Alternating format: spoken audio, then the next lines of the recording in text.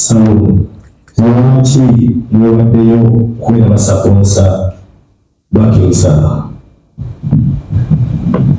Yebaleko abooluganda, amanya wa Peter SP okuva mu Limelight Salon era nga yenze CEO wa company Limelight era nga yenze akubira abaganda bange bano bonna nga nkwataganyire mukulu wange Ben Falls twewaddeyo okusaponsalinga President King Saha. Mukama wange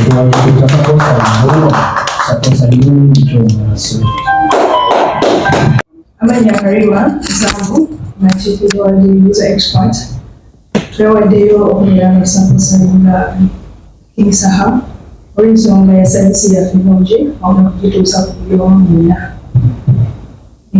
Ye ayinza okubeera ki ebisingawo yatangira ki savisi yaffe naye nga alhamdulillah ekintu kyamutambulira bulungi wamu n'okumata ku musimu bite.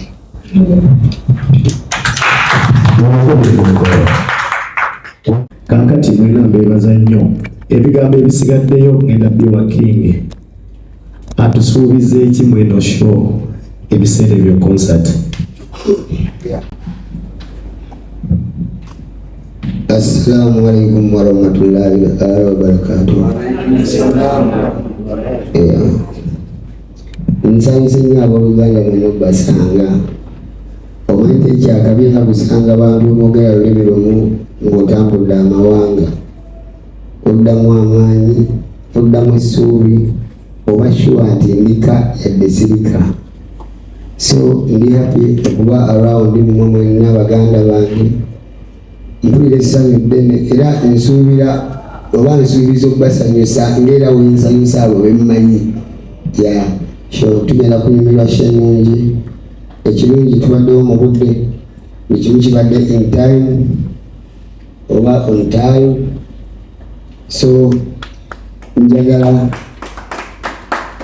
mwenna baganda bange abali eddeira, abali naye abaliwo walala Shajja Pamujumeira, abali Marina na paka awiru bakyalira nyo mwenna bange muveeyo mutatunyumirwemu kadisiko kano. Omanyize mu busiraamu bagamba olunaku lusanyuke ng'olusembayo.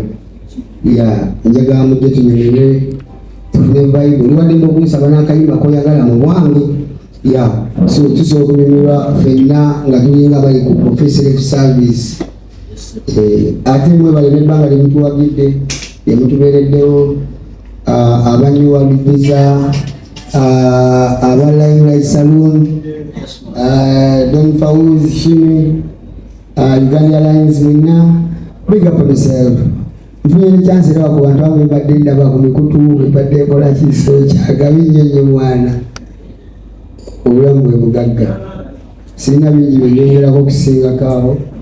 Mbasuubiza shenungi, mbasuubiza Bible ennungi. Jjukira tugenda mu biseera ebyo ey'amaanyi. Kano kajja kuba kasiki kajja naabula kasiki abatukoze bubi ey'amaanyi. Assalamu alaikum. Kujjanga mwinawo ekibuuzo.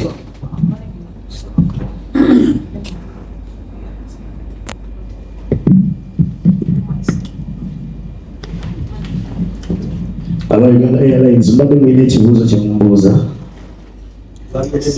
Bamyogedde ejjo kiwedde. Kati nga tubagambye nanti agambye kasiki kati muvi egenda kola ki etandikira wano ejja kubeera ku Africa nanga 8 December eva wano mu Dubai egende Abu Dhabi then kigwere ku Africa.